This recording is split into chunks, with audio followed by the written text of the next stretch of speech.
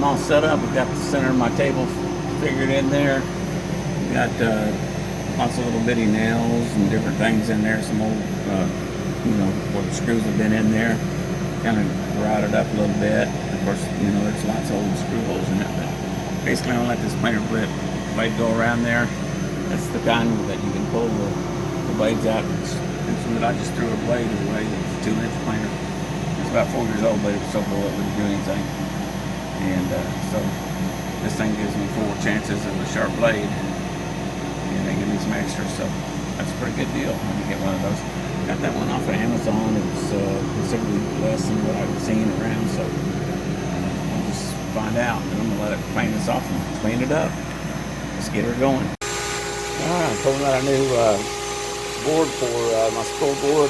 These are all just little iron panels that I cut down to 24 by 24 inch sheet. They're probably 23 7/8 by 23 7/8 when I'm done with them. Anyway, I just rip them on the table saw over there. And then this is some better Baltic work fiber that I use for some jigs. And then a lot of times I will use this for jigs as well. And that's the underlayment. So anyway, when you go take a new piece of this and lay that on there, and that'll be my new spoil board. There's the planer bits going around there, and cleaning the surface up. Every now and then I'll hear one of them little pin nails. They're 23 gauge pin nails, but I'll hit one of them and it'll send it flying. And you'll hear it sound like a mosquito flying into the wall or something. So there she goes. Not taking much off. Just light skimming. I just have it and go through there and clean up the, like the screw things that are coming up. As long as it's taking just a little bit off of it, that's all I care about. And so just throw it down there and didn't make much noise. That new blade is quite a bit quieter than the other one.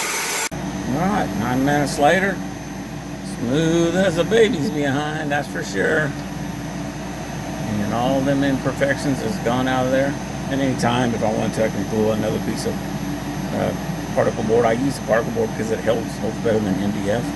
MDF doesn't hold screws very well, but the particle board does. It holds them a little bit better.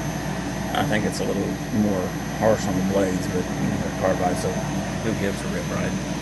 Anyway, so I'm gonna put my 1/4 inch piece on there, and this thing will be ready to go for the next project.